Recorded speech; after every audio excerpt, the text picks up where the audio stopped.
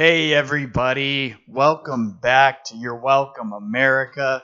It's been a long time since we've done this. This is season 2 somehow. We don't know what that means, but that's what we're gonna call it. So sit back, relax, and get ready for the nonsensical ramblings of your hosts. And what else are we gonna talk about in this time, in this day and age, in what's happening currently? There's nothing else other than the pandemic. So strap on your earbuds, get ready, because we're going to take a deep dive into everything everyone has talked about already since this thing started. And we're rehashing the conversation you've already had hundreds of times with your friends and family. Now you get to hear our views, which probably shouldn't be heard by anybody, but here they are. So we're going to take a quick commercial break and bring you a reading from our advertiser. We are brought to you by our first and possibly only sponsor, Go Prep Yourself. With Go Prep Yourself, you can rid yourself of the everyday worry of the impending apocalypse, collapse, and demise of our society. Go Prep Yourself is so much more than an emergency stockpile of that sweet, sweet butt paper you're all craving. Go Prep Yourself comes with nostalgic offerings like Big League Chew, Snapple, so you keep your mind active with all those lovely facts. Ninja Turtle Pops with those fucking bubblegum eyes. Pizza Lunchables. Duh. Dinosaur Egg Oatmeal. Yeah, you remember. Twinkies, because apparently that shit lasts forever, and so much more.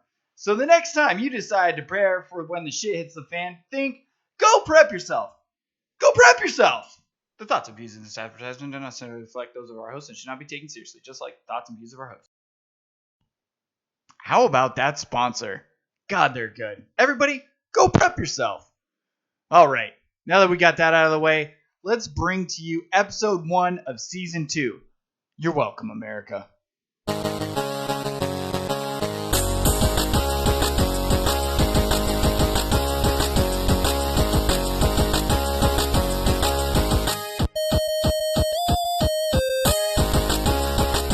So, buddy, we haven't done this in a bazillion million years, and we are doing it again for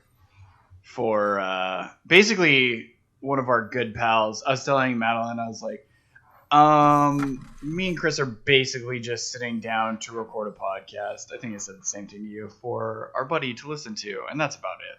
So, you're welcome, Joshua. Yep, that's pretty much it, man. But But what a wild, wild world we are living in right now. I know. There's bonkers. A lot to talk about, a lot to catch up on. Bonkers crazy. Yeah. It's like, it's been weird because I haven't felt like my life has changed a whole lot because I'm relatively like reclusive in my house for most of the time anyways. I work from home. The only times I really get out is to do odd little tasks or to go to ground control and do, my training stuff. But other than that, I mean, I don't do a lot outside of the house. But as time kind of went on, I always thought that I was like, my life hasn't changed that much. But then you see that it actually is kind of wearing on you a little bit. Yeah. Like even just going to the grocery store and then I come home and we wipe down all of the everything. Because I don't know. I think that's what you're supposed to do, maybe. And then it's just like, just little things build up over time. Yeah. Like not getting to do the thing that you just want to do just because you want to. Well, some of the things we have to accept might be here to stay. Like, that just might be the way it is, Yeah. And well, that was like people have talked about in reference to just hygienic practices of like taking Japanese culture and how like if you are sick then you wear a mask around just so that you don't spread that shit. Like that might be just a good practice for us to adopt as Westerners and have it become like a normal thing. Like if someone's sick, they got to be spooked out or anything like that, but take an extra precaution to limit the infection spread. Like that's not a bad idea. It might look weird for a while, but I don't know. It has a function. If you have to ride subways, maybe it's just a good idea to just wear a mask all the time. Like, I mean, Yeah. it's not going to hurt anything. Yeah, or just don't ride subways and just don't live in New York City. I think that's the big takeaway is just stop that. Just stop that. For sure. At this point, it's like if you choose to live in a giant metropolitan area, you're just taking your life in your own hands at some point. So whenever the real big pandemic really does hit, then like, well, you made your choice. Yeah. It's cold and fucked up, but I mean, how crazy? It's kind of true. How crazy is it that everything's opening up right now? So that's weird. Actually, no, go tell me more, because I almost barely follow. Okay, I just think it's crazy because we are at. If you take every part of the country besides New York and New Jersey, we're at peak. Like it's the curve is still going up. So right now it's the most contagious. It's out there. The most widespread, and now we're opening everybody that's been safe at home, opening them back up to all these infected people. Like, what was the purpose of the lockdown? If we kept all these people safe, and then now we're opening them up, and it's everywhere. It's not controlled. It's not declining, and except for where they had the strictest lockdowns in New York and New Jersey. Yeah. So that's like that. So my thought on that, and I was listening to another doctor. I can't remember his name. He was like the epidemiologist director of like Yale University. One of those Ivy Leagues. I think it was Yale. But he was basically talking about how it was on Bill Maher's show.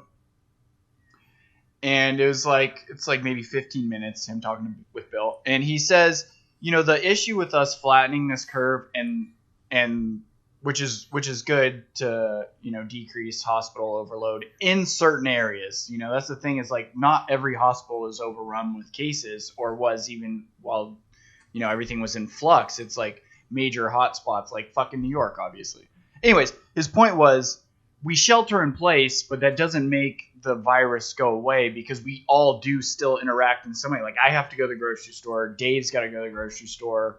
And that's really primarily what I've been doing. But so once we do open things back up, like the virus hasn't gone anywhere. So it just, that's when you get the second wave of it. So his thought, and what I had thought too, is like there's got to be some sort of incremental, like, way to release people back into the wild. Like, and this is a stupid thing, but I came up with it. I was like, everybody with the last name A through D, you guys get to go out into the world this week, and then a week from now we release E through H or whatever the fuck it is, and you can mess with that however you want.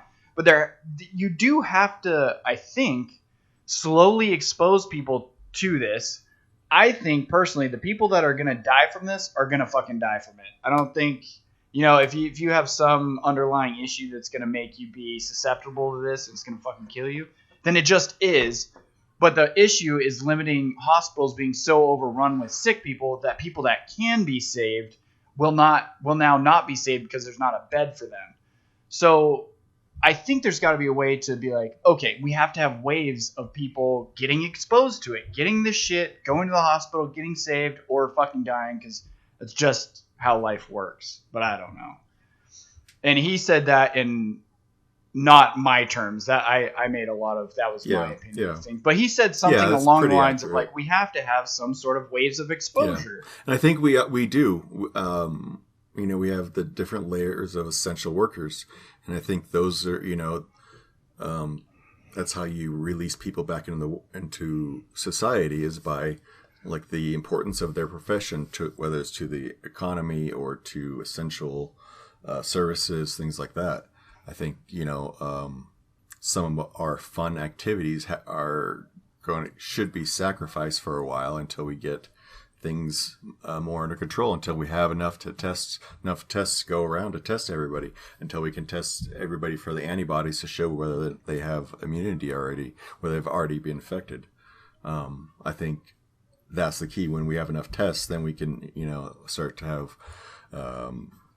large crowds, concerts, NFL games, things like that. But we're a long ways from that right now, and I think we should expect that to stay away for a while and just kind of be like, this year is gonna suck. We can go and commingle with close family and and things like that, but we're gonna have to kind of keep to ourselves, and that's just life for a while.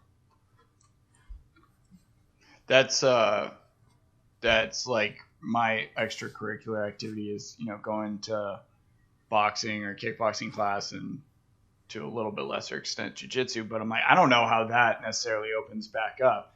Like, so what I read, and this was something on the some news organization. I haven't heard of them. They're local, called Ion Annapolis, which is the capital of Maryland. But they were talking about how they received documents from the state that Governor Hogan, there's a 3-stage process to reopening the state. Stage 1 starts like next week, and then stage 2 starts sometime in the middle of September, and then stage 3 is like January of 2021. So whatever that stage 3 is, and I think reopening schools was stage 3. So you're talking about having schools possibly shut down literally through the end of the year. And just from like an economic or functionality standpoint, I don't know how families, I'm lucky enough to have the job that I do and the ability to be at home with my kids. But for families that are essential workers and have to go to work, I don't know how they deal with that. Yeah. If you're out of a job and now you don't have any income other than disability or unemployment, I don't know if that's enough to sustain yourself, and you have or if you do have a job but there's no daycare and you have a kid at home because they're not in school, like, what do you do? I know. Like, that's the thing is, people shut down any conversation, and this is general and this is just a specific targeted group of people. But if you talk about anything other than we do nothing than save the lives of people that are going to die from this coronavirus, if you say anything outside the lines of that, then you're an asshole and you don't care about Grammy and Grandpa and all that shit. And you're like, yeah, man, but we have to talk about this in an adult way and really talk about all of the consequences that are gonna happen from this virus. It's not as simple as being like, we have to, no matter what the cost, we have to do everything to save every grandma and grandpa. You're like, dude, no, man. Like, that's maybe a cold, terrible thing to say, but I don't know what to tell you. There are other factors and other lives that are being affected in other ways, and we have to figure out a way. Well, yeah. The best way to save grandma and grandpa is if you're sick, don't go see grandma and grandpa. Like, that's... Right. Well, that's part of the thing is with the shelter in place thing, it's like, for everybody, does everybody need to be locked down? Do just the people that are at risk or highly at risk need to be the ones that lock down, and the 20, 30-year-olds can go about and be the essential workers that they need to be, or something like that, so they can go to work, so their kids can go to school or figure it out? Because, I mean, statistically, unless you are sick with something and it affects older people with underlying issues, or I guess anybody with underlying issues, but demographically older people, like, statistically you're okay. You're good. It's not zero. Some people are going to die, but that's life. And that's maybe a cold, shitty thing to say, but it's just reality. But like, you are highly unlikely to be severely affected by this virus. Yeah. So maybe don't shut everything down. No, I agree with that. Tell grandma and grandpa they need to stay at home. Yeah. But another thing is we have to make it more feasible that people, if they are sick, can stay home.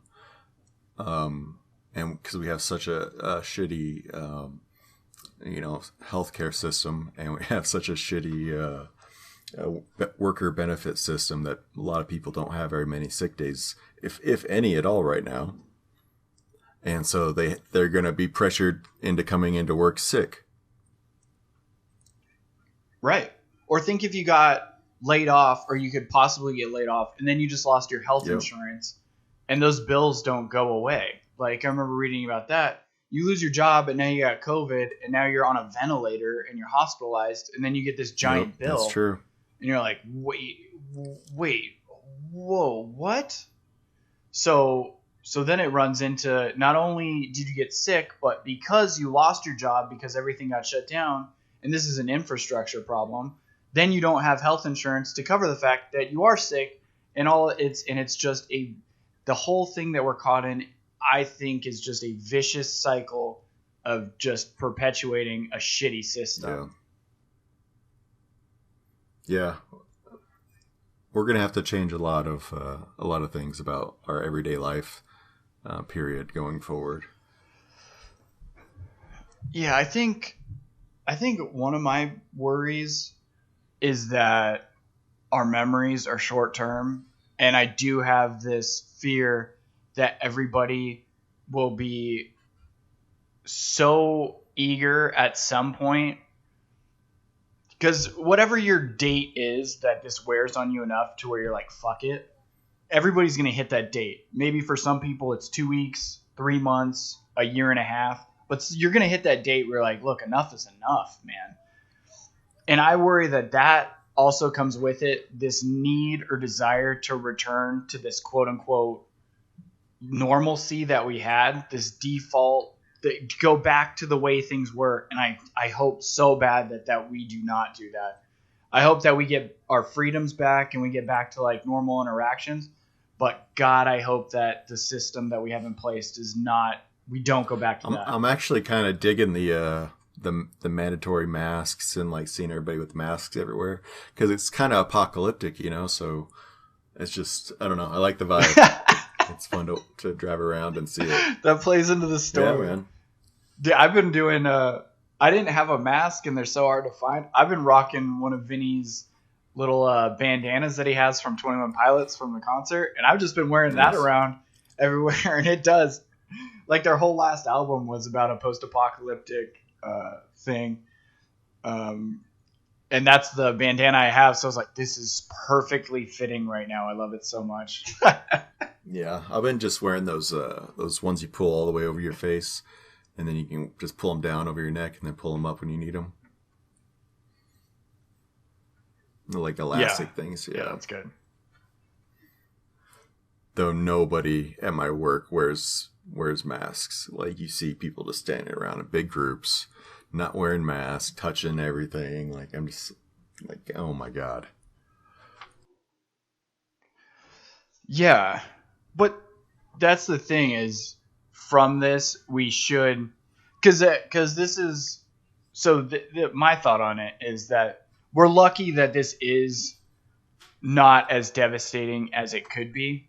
And not even by orders of like hundreds of thousands of people or something like that. Like, we're lucky we're not in the hundreds of thousands or 500,000, or we're not even in the low millions. Yeah, we're gonna get over 100,000 easy within a month or two.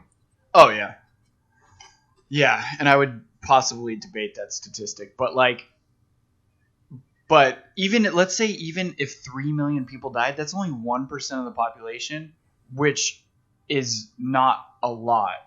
By numbers, think if you had like a 50% mortality rate and you had 150 million people die, like that's the one that you really got to be worried about. For sure. But that's the one that I'm assuming one day will come, and then civilization will start over again or some shit. I don't know. But yeah.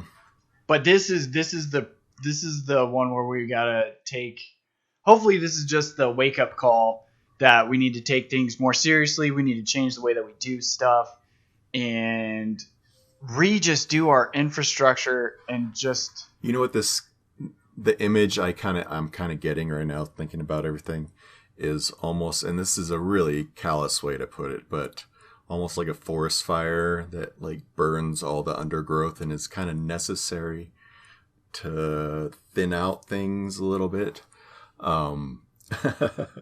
No, it is. It's nature's way. Obviously, we don't want that to happen. If we can save people's lives, well, that's what we want to do first. But it's nature's way of almost like a forest fire through the human race or through whatever race. Yeah, I'm a Callous. I need to be more I need to be more honest with my callous piece of shittiness of like, because I have the thought you say that, and the first thing that comes to my head is we've been saving too many people for too many years. Like dumb people that come into the hospital with some stupid injury because they did something completely idiotic, and now here we are saving their lives, and they get to go vote next year. Dude, this year, man. I'm such a piece of shit, but I think that way. I go, hey man, our medical stuff has gotten so good that we're saving the dummies, and evolution is not doing what it used to do. We used to weed out the weak and the stupid, but we don't do that anymore. Now they get a vote. It's fucked up. Yeah, no, it's true. We save everybody. We save everyone, regardless of if you come in and you're a Nazi toting piece of shit, and you come in and you did something dumb. They're like, well, I guess we'll save you and we'll put you back out there. And you're like, should do what the Chinese do, like where they can rape people, like off that Black Mirror episode. Oh yeah. And then when you go into like coming, hospitals, your whatever your rating is where you are in line to get like seen. Yeah, I always worked on this bit, and I never really flushed it out. But I was like, you should have to take some sort of an IQ test when you go into a hospital, like with the questionnaire, family medical history. They should give a few just questions that test your ability to think about things. And if you fail that shit, they're like, ugh, sorry, man, you didn't make the cut. We're going to have to let you go. Yeah. Yep. Or do like, I think wasn't it in Gattaca where they wouldn't let people with bad DNA like procreate or something like that? Oh, yeah. Yeah, he wanted to be like, he wanted to be in Starfleet, but he had a shit gene. That's right. That's right. That's a great movie. I forgot about that. So, yeah, we should do that. Dude, I mean, there's a possibility we're moving in that direction. You never know. China, like you said, China's legit already doing the social currency of, hey, man, if you have a shit rating, they have a credit score on your life now as opposed to just your finances. And I don't know how that works. My first impulse is to be like, yeah, get rid of the non-essentials. But then there's always a way to work the system, man. What if you piss off somebody in the social IRS and they're like, you know what, I'm going to drop this dude down 200 points. And you're like, wait, what happened to my score? Yeah. I don't know how their system works. I need to look into it more because it's pretty interesting. Yeah, it is. It's a real thing, though. And they're doing it with a billion-person experiment. Oh, you know what? So I know, like, you mentioned, like, the places opening. And I don't know how Utah has been. I just know, New York and Maryland and California, just the places where I know people where they actually are, right? So it's interesting, though, with Georgia and Florida and whoever the hell else opening up. Like, I don't know how they're going about doing it. I don't know if they're doing it in waves or orders of specific jobs or, what's considered necessary or not to be open or any of that. I should probably look into it. But to be fair, somebody's got to be the first one to open up the state. I don't know if right now is the right time to do it. I don't know what the correct way to do it is. Again, I don't know how they're doing it. Somebody's got to be the guinea pig or the canary in the coal mine. So I'm glad that it's not where I'm at, first of all.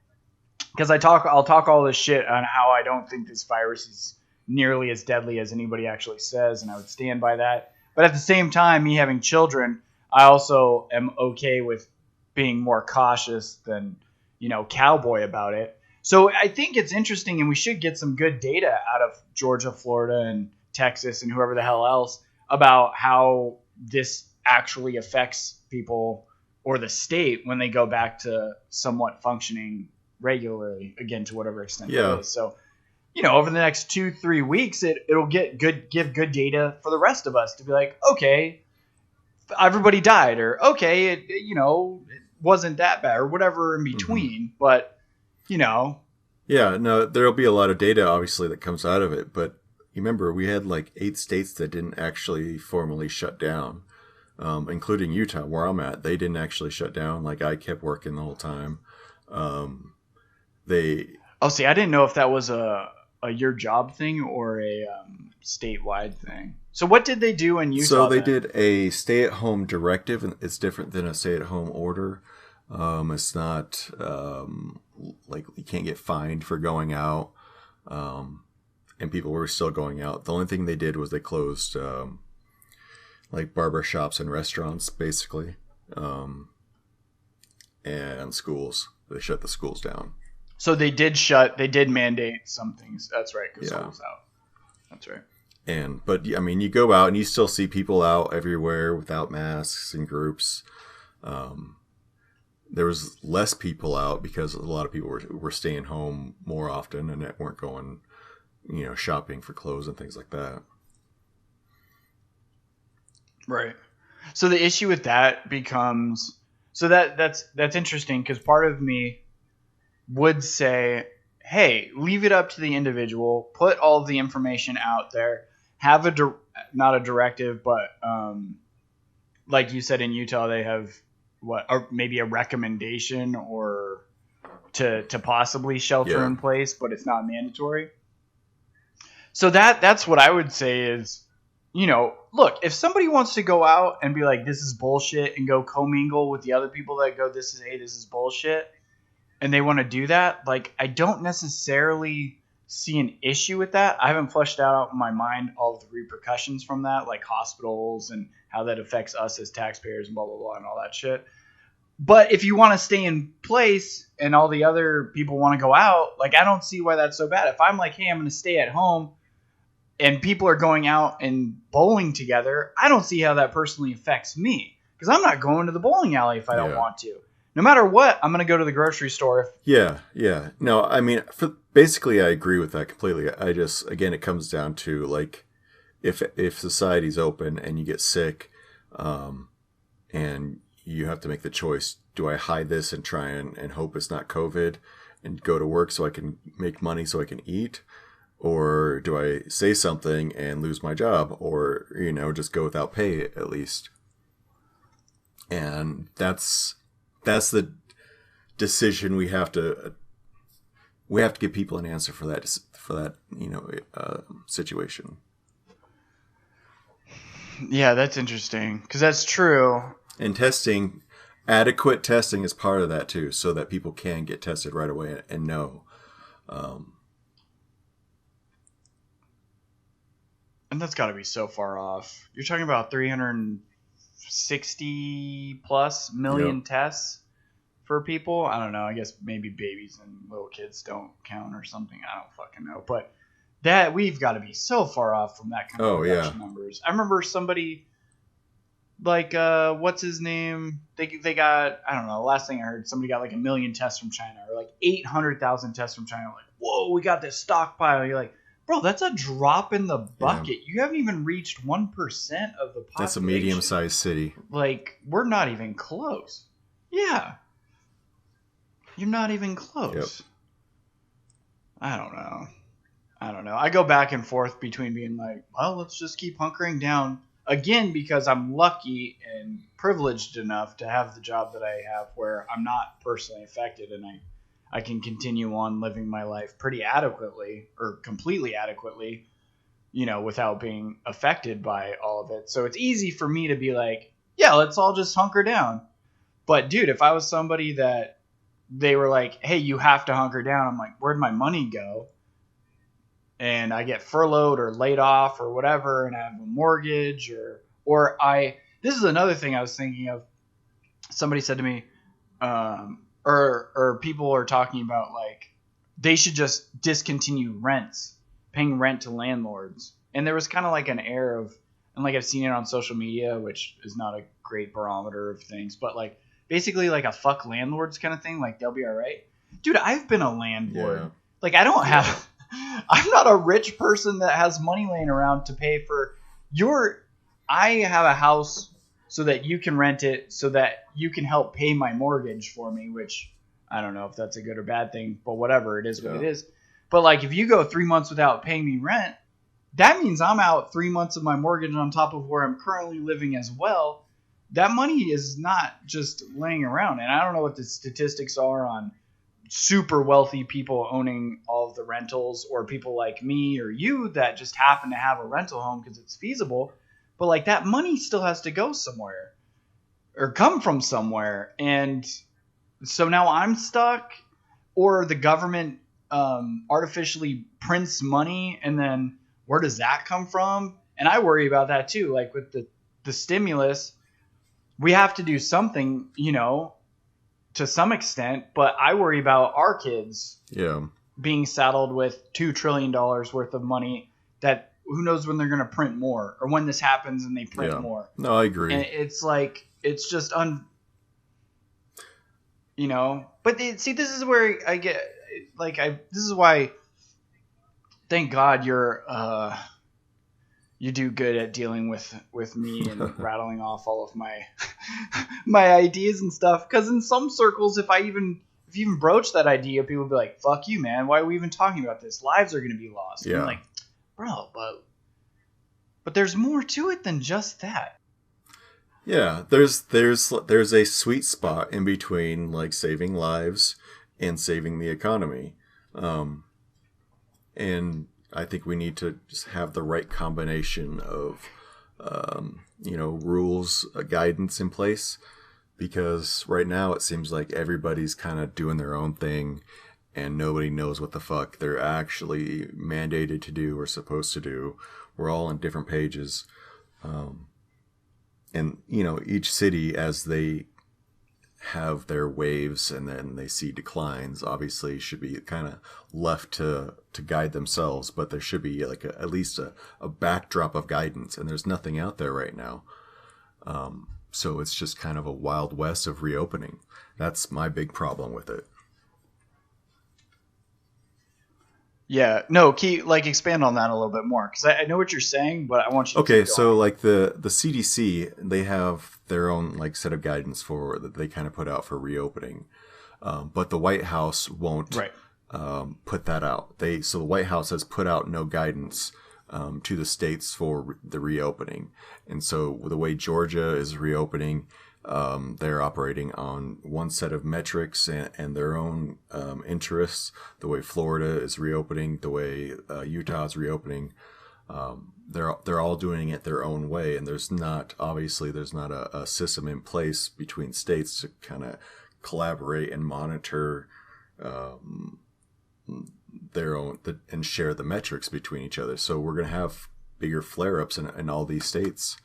I guarantee it. I mean, they've doubled the death expectancy from 70,000 by August to 130,000 by August. Just based off. I think we're already technically at 70. No, yeah, exactly. This was like a month ago. That's but we've gone up. Our trajectory has gone up. So we're not doing well, and I don't know if anybody really knows what they're doing. It all seems to be kind of flying blind. That's the problem, though. Or maybe not the problem. Maybe I started that thought incorrectly. Like, I agree with the goal. We should be opening up the right way. I just don't think anybody knows what that is. And everybody's just rushing into something.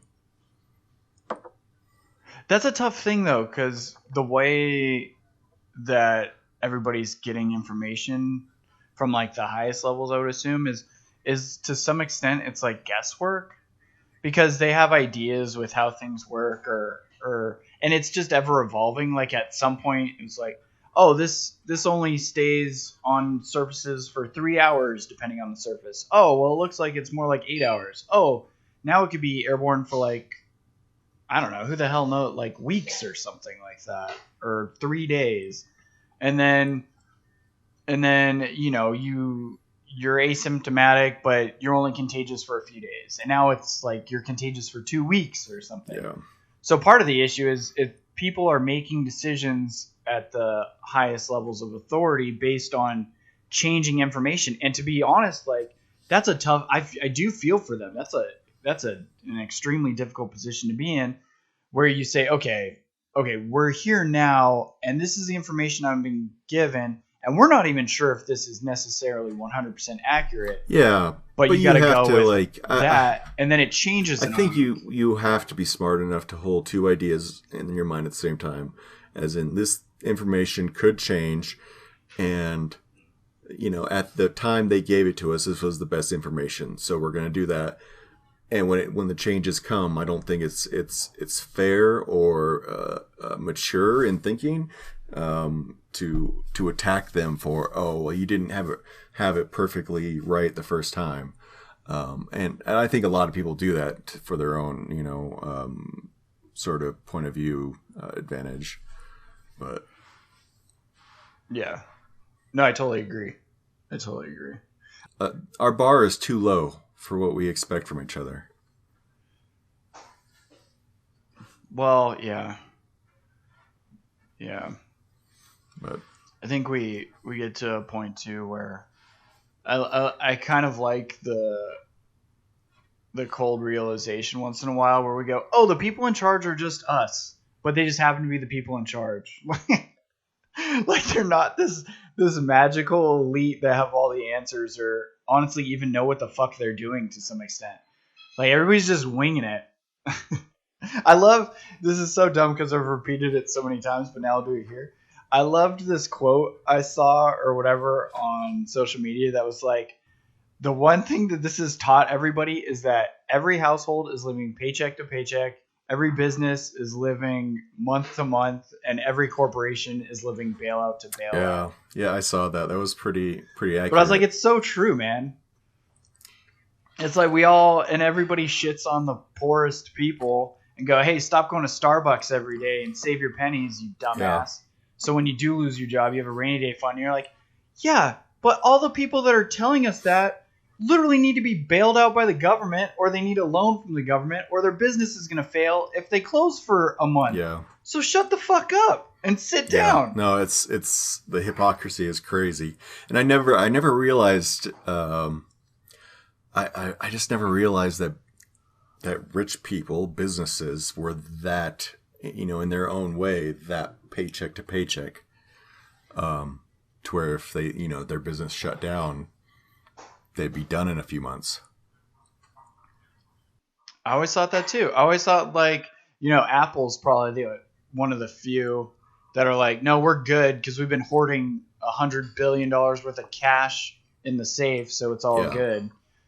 But I always thought like, oh, these rich people, they'll be okay if the flow of money comes in. But then you realize, but these rich people have also overextended themselves because they have 4 houses and they have 3 Mercedes that they don't necessarily need. And they keep betting on that $100,000 coming in every month to keep this thing moving. And then when it dries up, they go, oh shit, I went too far too. But they don't, I don't know. But nobody shits on them for having 7 houses and 6 cars and whatever. It's like, I mean, people do. Don't get that. Yeah, that was people wrong. Do people shit on them for it. But yeah, but it's like a different idea of like, well, if shit hits the fan, they'll all still be okay. Yeah. But apparently that's not true. That's not true. It's definitely not. I think the only people that are okay in situations like this are the ones living in cabins out in the woods. Yeah, and that's the perfect segue to our commune. No. Oh yeah, go ahead and sign up at taking applications. Yeah. We're gonna need a full resume of your life. There will be several phone and video interviews to see if you qualify to be eligible to join the commune. Oh, and a large deposit. A large deposit to get this thing going. We gotta fund this thing, people. That's what you do. You have the tiered system. You get a year, you get 5 years, and then you get a lifetime subscription to the commune if you only donate this much at a huge discount. Dude, that's not a bad idea. It's not a bad idea. People do it all the time. I remember when there were gym memberships that was like Bally's. You could pay month to month or year or 5 years, or they're like, you can pay $1,600 up front and you get a lifetime membership to Bally, or however how much it costs. And there are people that still have a lifetime membership to LA Fitness who bought Bally's. And people, when I was managing in LA Fitness, people would come in and go, "Hey, I have a lifetime membership." And I'd be like, "What the hell is that?" They're like, "Well, LA Fitness bought Bally's and they're honoring this, so I get to go. It doesn't cost." I was like, "This is crazy, but all right, cool, man. Good for you. Way to buy in, I guess." So while you were talking right there, I didn't hear a word you said. Instead, Oh, I'm so sorry, but instead my mind went off on this weird No, tangent, it's cool. and I just came up with an idea that we should buy some land. This is copywritten and trademarked, exactly. by the way, as we say it. I'm going to buy a bunch of land in Colorado somewhere, and then build good start. Good start. these little like eco dome like buildings. Yurts? Yeah, something like that. Anyways, and then turn it into like Hobbitville, and it's going to be, the theme is going to be mixed with like, hobbits and shit like that, and like 420, like just weed and hobbits, and people can come and stay and rent them out, and everything's kind of designed around like a community experience, and just kind of come and hang out with big fire pit, some grills. Dude, that was my thought, honestly, when we've talked about it more recently. Okay, so everybody by Josh, who needs to know about this anyways, exposed to our idea of actually creating some sort of a self-sustaining community. But that was my thought, is you build some sort of, energy efficient or neutral, off the grid sustaining electric system in whatever, reasonable size domicile you can. Like the trailer tiny homes that are 200 square feet, I don't know if that's necessary, but you can find a middle ground of like a 500 square foot little permanent residence or something that's energy efficient. Yeah, and you could build a couple yurts and have them connected, and have and things like that too. It doesn't have to be just a single room. Sure, man, it can evolve, but having people that want to buy in to living there permanently full time, like that's actually where they want to live. And then people that it's like, oh, it's their vacation house, and they come join the commune for the summer or whatever the fuck they want to do, and they rent their properties, or doing it like a timeshare where, you get your 2 weeks out of the year to come hang out at the commune and resettle yourself, and then you go back to the rat race of the city life, and you have your own farm and your garden and all of that, and community. Get back to like little small self-sustaining community living is more of like what I think about it. Get back to the I like this idea a lot. I was listening to a podcast the other day, and this guy was talking about how I don't remember, I think it was on Eric Weinstein's podcast, but The Portal, which is dope. But he was like, back in the day, people would be like, "Oh, we're gonna build a pool for our kids. Oh yeah, or we're gonna build a playground for our kids." Yeah, and he was like, back then it used to mean like a community pool for all of our kids, or a playground for all of our kids. But now when people say that, they go, "They're popping one in the backyard, and you better not climb my fence to get into my fucking pool." Like, and it's funny how we've moved away from community things. And I notice it in myself where I get real reclusive and I like shy away from it for whatever reason. But then when I actually get back out into the community, it recharges me without me even knowing that's what I needed. And I'm like, oh shit, that's right. Yeah. Sometimes I just need to be around people just to be around them. I could go hang out and be alone for a while or whatever, but this weird move away from community in a more traditional sense is, it's unnatural. We're not there evolutionarily. That's not how we've been built. So it does feel, even for me, who I'm practically a hermit most of my days, I still need like some sense of community. I don't have any here, and you can feel it. You can feel the disconnect, and it's just like an unease, and you're just uncomfortable wherever you are if you don't have that, I believe. It's true. Like, I have slowly, and I don't know, my memory is pretty terrible, but I feel like I've slowly, as I've gotten older, been more apt to need more alone time and stuff like that, Yeah. and be less social than I think I used to be. And I don't know what that's from, but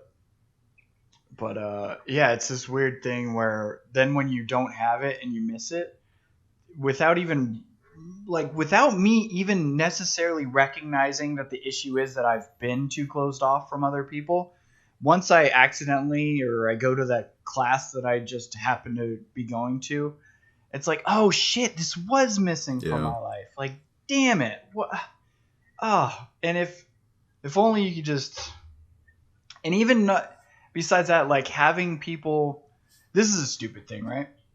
Probably. And then I'll shut the fuck up for a little while. I was watching this show with Madeline, and it was like something about having like a cheap wedding, or like a cost efficient wedding, you know. And there was this, it profiled two couples that were getting married. One was awful, and they were awful, and this other one was really sweet. They were in Australia, probably in a small community, and you could see just the difference in community that they had. This Australian couple, everybody loved them.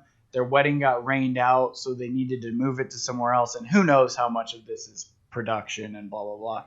But you see the whole community come together, and everybody's like, oh, don't worry about it, I'll bring some food from my farm, and I'll bring all of the flowers from my garden, or wherever the fuck it is. And you see this like little community where in times of crisis, when you need things, like it's something that just doesn't happen often enough to us individually, where you go, dude, I do need a community of people to be around when shit like really hits the fan or something. Yeah. And it's like a dumb example, but it really made me, for whatever reason, be like, no, that's a good example. It's something, you know, it's basically an emergency type situation, and it's always comforting to have people that you can rely on and that can rely on you. And yeah, not a lot of people have that anymore. I think it's just something that's kind of gone away. Unless you live in a small town. There's a lot of bad things I could say about living in a small town, but that's something that's sure. Real. That you'll find there that you won't find in bigger towns, bigger cities. Yeah, that's like, there should be something where you need to go and live in a big city for a little bit so you can experience diversity and cultures and different people, and then you can go live in your small town once your mind's been opened up enough to acceptance of other people and their lifestyles. Yeah. And then you can go recuse yourself and go stay off, because that is the problem when you get stuck in a small closed off community and there are no others, that you get you know, you get weary of anything different than what you know. And like, it's an awful trait, but there's some sort of like evolutionary bias for it, where, you know, when you were in your tiny community or your village, and then somebody from somewhere else comes by, you're like, oh shit, we better be real careful, because we don't know what is about to happen. I mean, there's lots of reasons, or what their intentions are. Disease and things like that.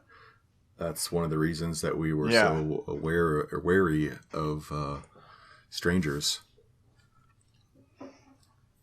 Yeah, and it continues today. Yep. Because no matter what people say, we fight against. Madeline's wearing a Jetpacks t-shirt like a badass. Nice. Shout out to Jetpacks. But it, you know, it's a funny thing, because I listen to like I can't think of Eric Weinstein's brother, who's the biologist, evolutionary biologist. Brett. But Brett. Thank you.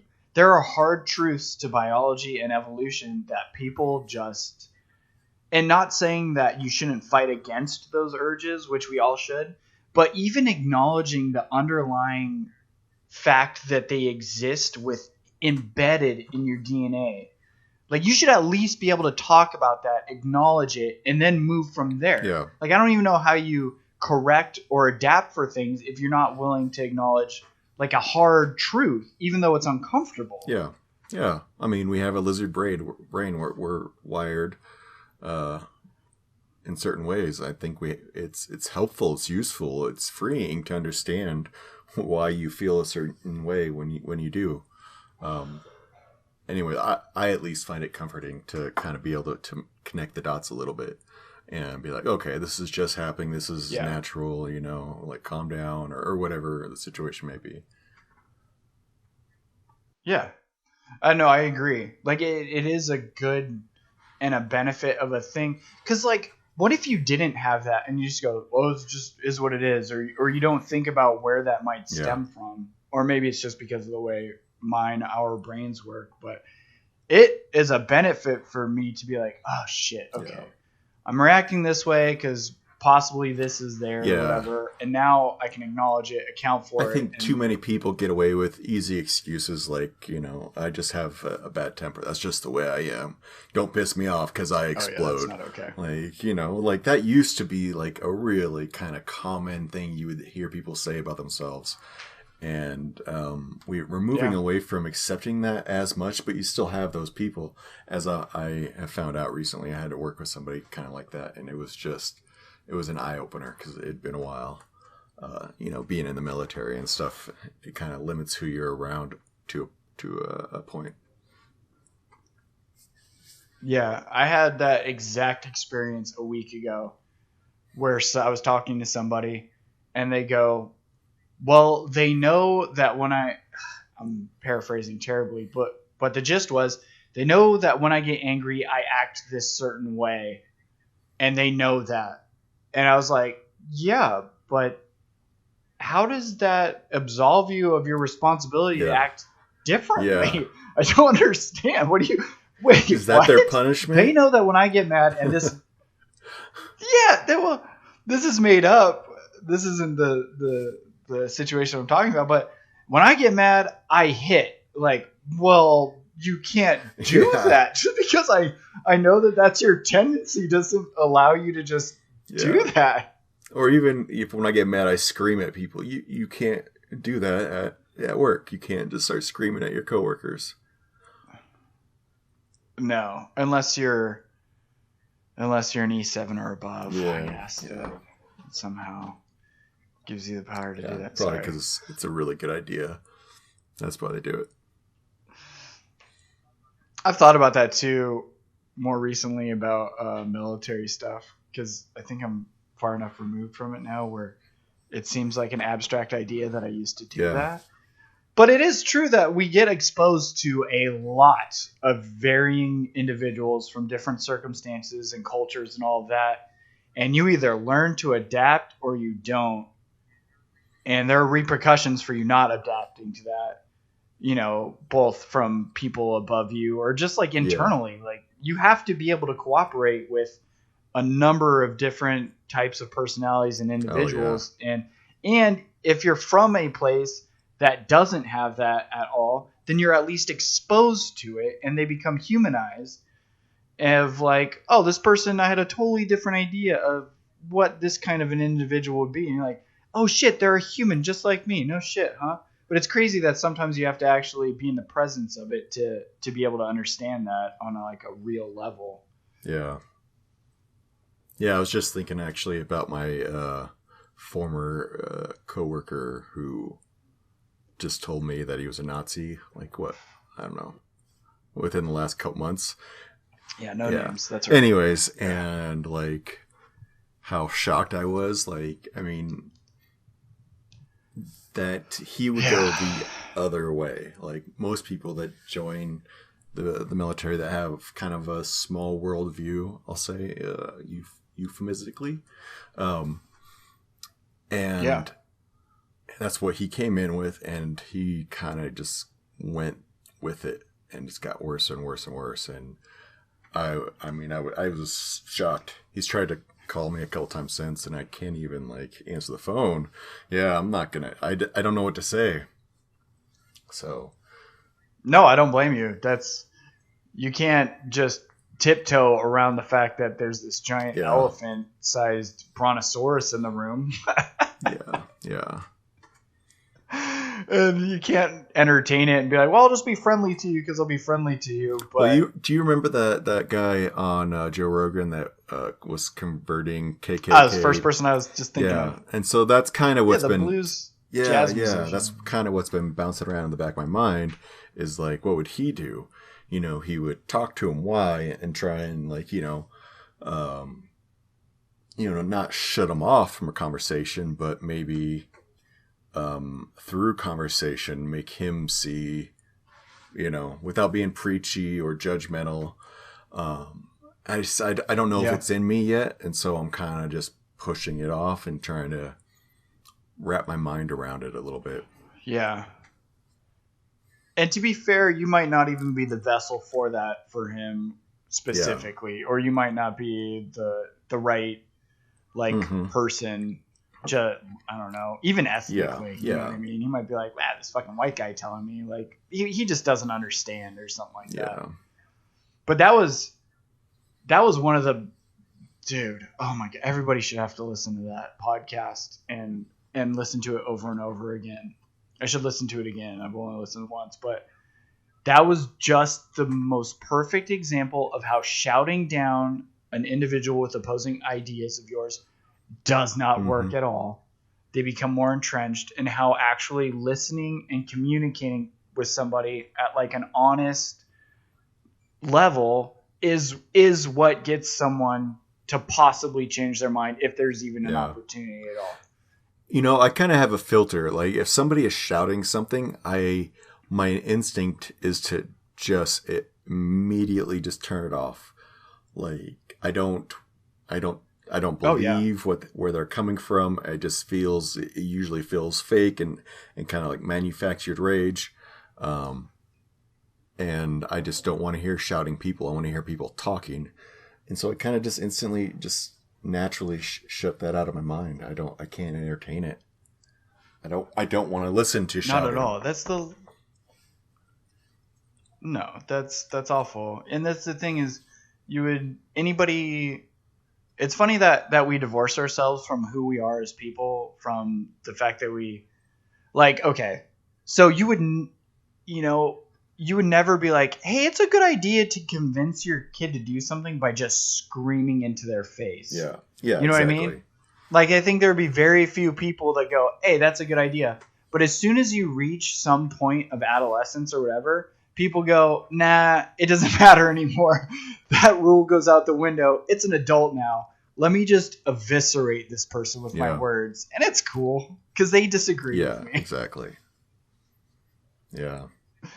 And I'm a victim of my own I don't know, way of thinking where I don't know, what's it called? I am better than anybody probably that I go against the grain on so many things because like contrarian. I don't know, the way I think about stuff. Yeah. There you go. That's exactly the word I was trying to think of. But yeah, man. It's all about the mood you hit too, because you could be presented with an idea, and depending on how you slept the night before, or whether or not somebody cut you off on your way to work, for sure, it's tough. It's so tough. That's why I love when you hear a good argument from the other side. I really do, because it's a good counterbalance, and it gives you a whole picture, so you can make the best judgment for whatever your own personal judgment is worth, I guess, just so you have peace of mind or feel like you can speak about something with some kind of, not authority, but confidence. Mm-hmm. But, yeah.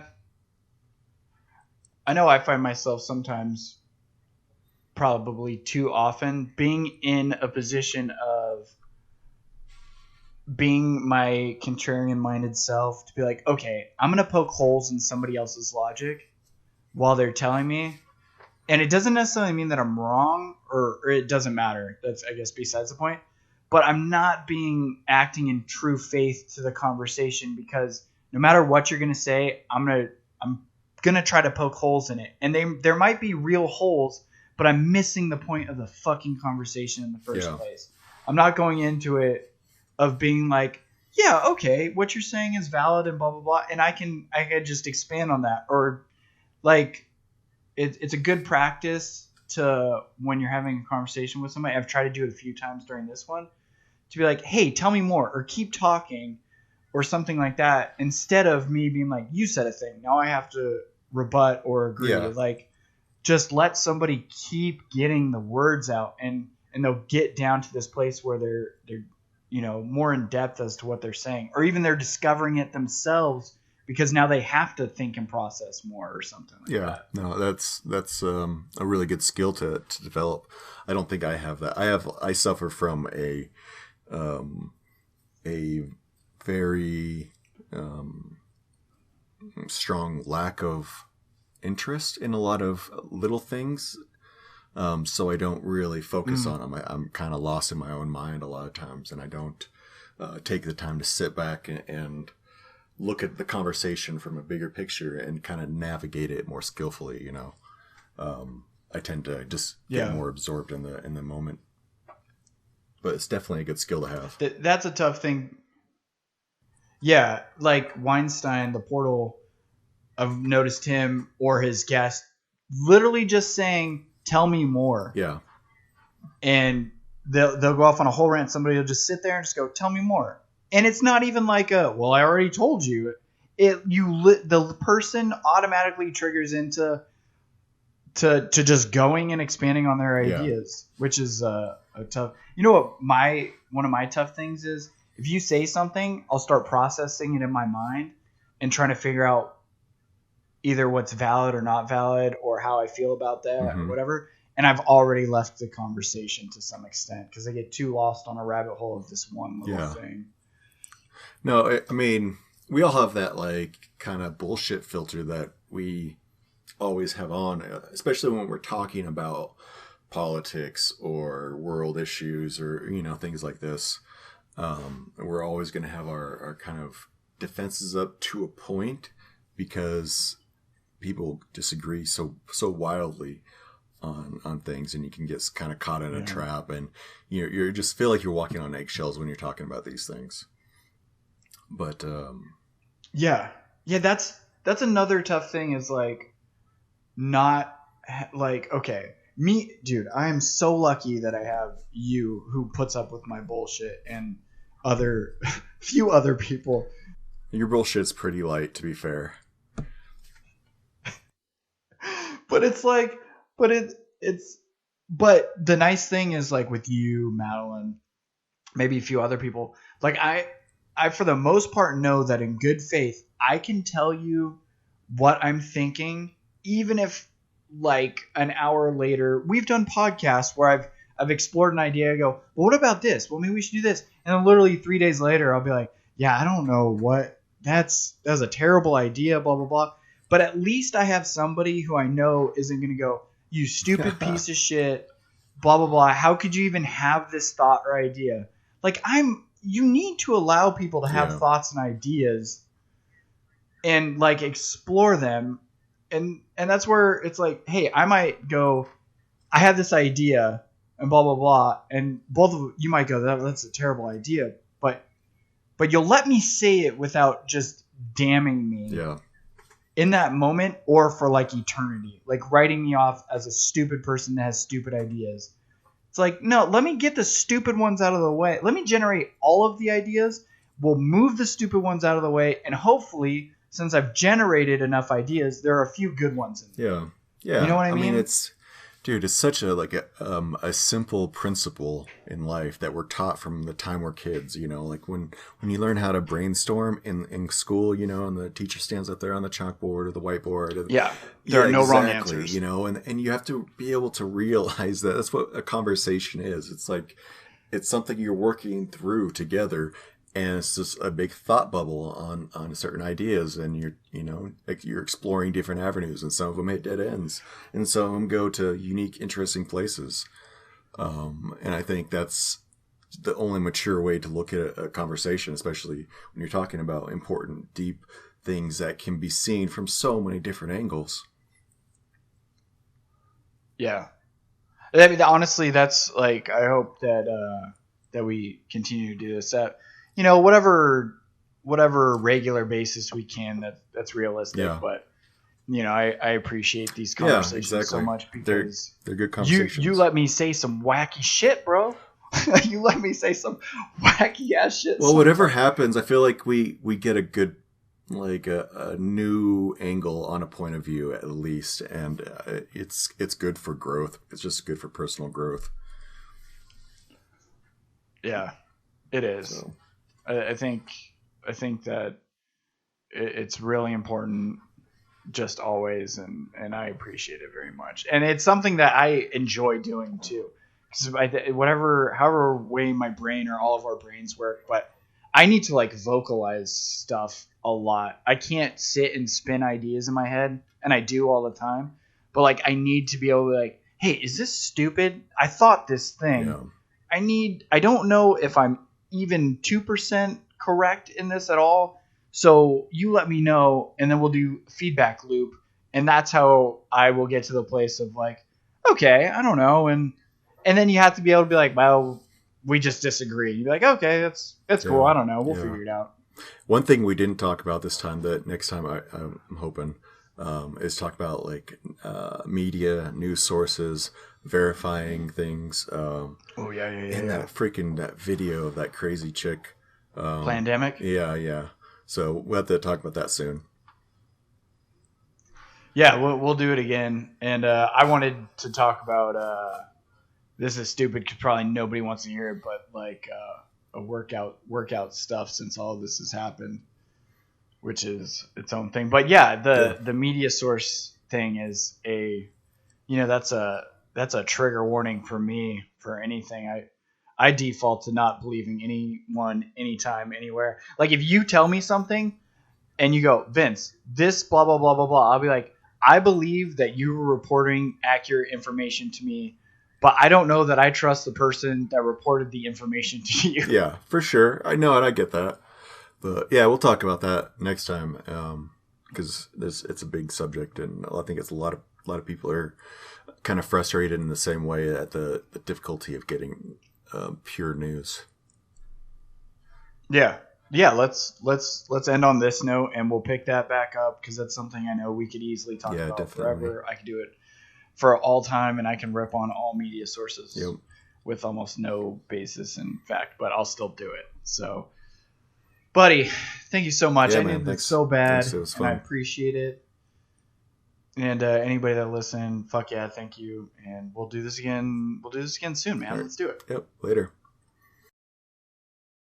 All right, everyone. That is episode 1 of season 2, or so we are calling it. Thanks so much for tuning in and sitting down with us and listening to a little conversation we had, and maybe joining in the conversation if you would like to.